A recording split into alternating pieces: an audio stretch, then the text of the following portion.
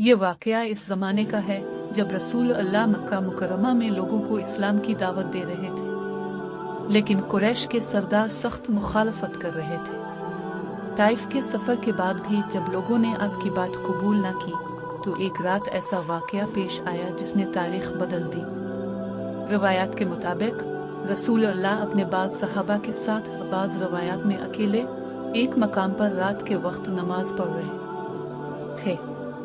आप कुरान करीम की तिलावत फरमा रहे थे। रात खामोश थी, फिजा पुरसुकून थी और अल्लाह का कलाम बुलंद हो रहा था।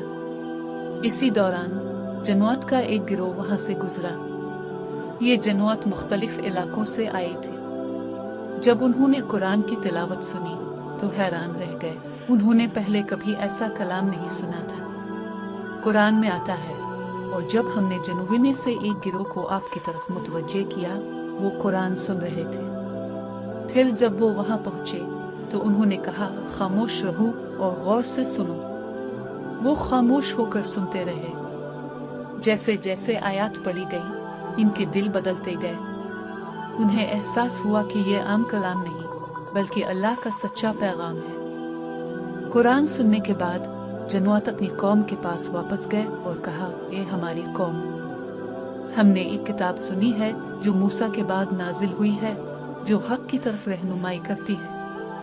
उन्होंने अपनी कौम को ईमान की दावत दी और अल्लाह के पैगाम को कबूल करने की नसीहत की। ये लम्हा बहुत अहम था, क्योंकि जब बहुत से इंसान इनकार कर रहे थे तब जमात का एक गिरोह ईमान ले आया।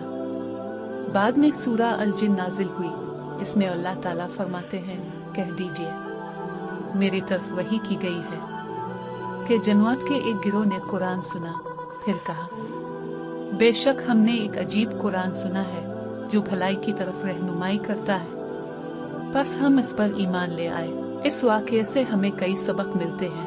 पहला सबक, हिदायत सिर्फ इंसानों के लिए नहीं, अल्लाह जिसे चाहे हिदायत दे सकता है। दूसरा सबक, कुरान दिल बदलने की ताकत रखता है। जमात ने सिर्फ सुनकर ईमान कबूल किया। तीसरा सबक, दावत इस्लाम में मायूसी नहीं होनी चाहिए।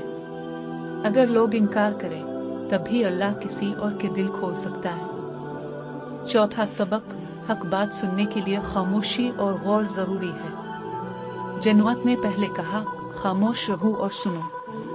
कुछ लोगों ने इस वाकये के गिर्द अजीब और खौफनाक कहानियां बना दी हैं, लेकिन असल वाकया कुरान में मौजूद है और इसमें ज्यादा जोर हिदायत, ईमान और कुरान के असर पर है, न कि खौफ पर। लैलातुल जिन का मतलब सिर्फ जमात की रात नहीं, बल्कि वो रात जब अल्लाह के कलाम ने ऐसे मखलूक के दिल बदल दिए जिन्हें इंसान देख भी नहीं सकता।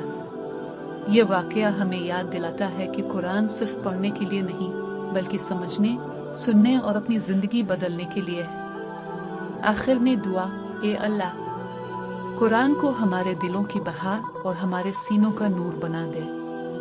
आमीन।